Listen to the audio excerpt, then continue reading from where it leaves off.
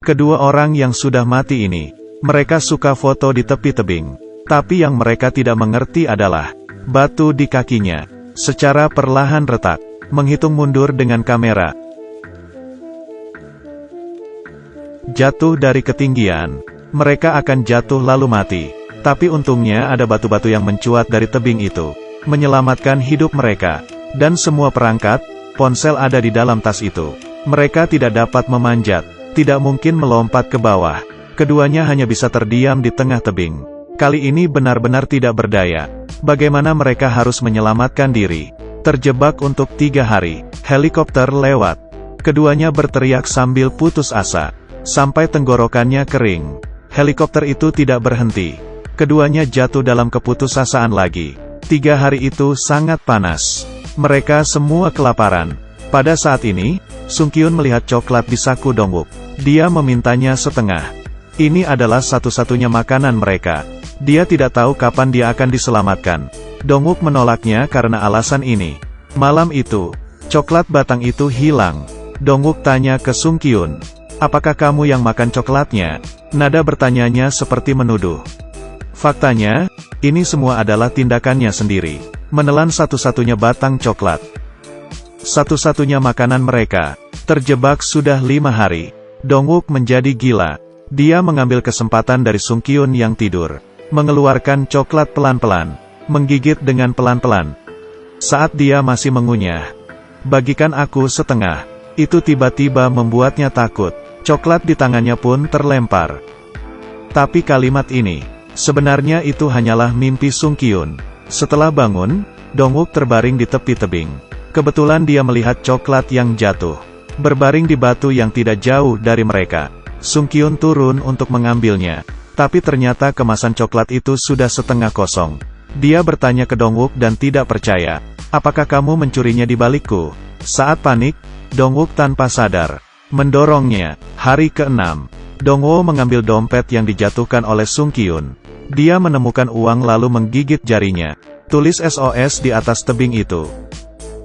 Kemudian meletakkan sinyal SOS dengan harapan. Membuang itu, seorang pria memanjat ke dasar tebing di malam hari, ingin mengambil setengah dari coklat itu. Tapi itu adalah sebuah harapan yang ditunggu. Tapi kesempatan ini masih hilang. Ketika Dongwook masih menyesali, dia melihat ada benda asing bergerak di dasar tebing. Dia sangat takut sehingga dia merangkak pergi. Tidak begitu gesit. Dongwook menatap ke bawah, melihat sebuah tangan dekati dia dengan perlahan. Lalu ada sebuah suara ratapan. Entah sudah berapa lama, Dongwook ditemukan. Dia akhirnya lolos dari tebing itu. Dia berhasil diselamatkan.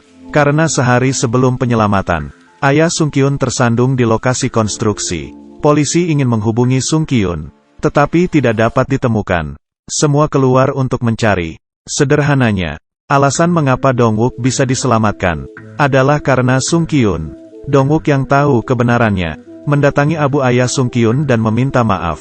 Tapi dia sangat malu untuk memandang ayahnya Sung Kyun muncul di depannya. Malamnya saat tidur, dia bermimpi dia berada di tebing itu lagi. Sung Kyun melihat ke bawah tebing untuk menemukannya. Dongwook terbangun dari tidurnya, keluar rumah dalam keadaan panik. Seorang pria berdiri di depan pintu setelah pintu itu dibuka. Mengaku sebagai adik laki-laki Sung Kyun. Dia baru saja kembali ke gunung tempat kejadian itu terjadi. Dia menemukan tubuh Sung Kyun yang sudah menjadi makanan binatang buas. Dia akan dikremasi besok. Selain memberitahu berita itu, adiknya, dia juga ingin melihat foto-foto yang mereka ambil di tepi tebing. Dongwook mengambil kameranya dan melihatnya. Tapi dia melihat foto Sung Kyun diseret olehnya. Dia tiba-tiba ingat, saat dia terjebak, apa yang dikatakan Sung Kyun saat di tebing itu belum selesai. Ternyata dia akan jatuh. Itu semua karena Dongwook menariknya. Bisa dibilang, Sung Kyun dijatuhkan olehnya. Dongwook yang merasa bersalah, langsung menghapus foto-foto itu. Tapi adiknya merasa ada yang salah. Dia bertanya kepada Dongwook apakah dia menghapus foto itu. Karena bingung, dia meraba-raba. Detik berikutnya, adiknya, dia melihat Sung Kyun yang sudah mati. Lalu dia benar-benar ketakutan.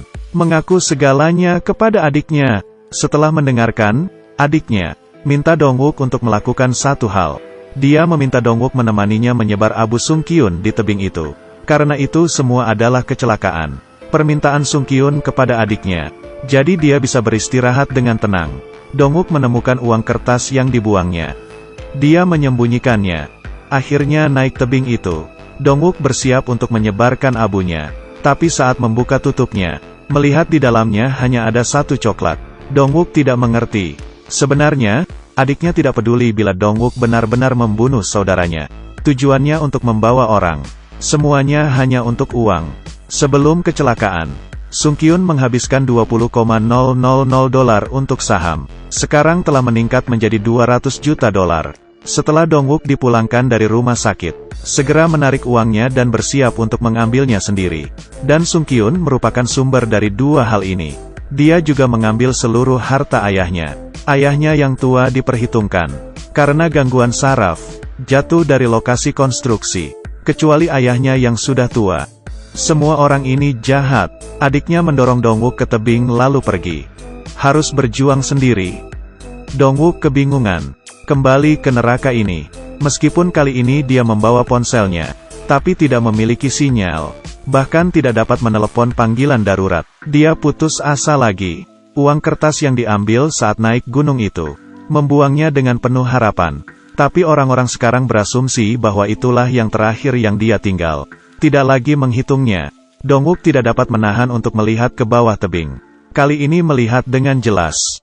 Sosok di depannya. Menerkamnya. Ini adalah akhir dari film itu. Film ini berjudul Horror Stories 2. The Cliff. Meskipun plotnya kuno, tapi keserakahan manusia sangat jelek. Baiklah, ini untuk hari ini. Kita akan berjumpa di lain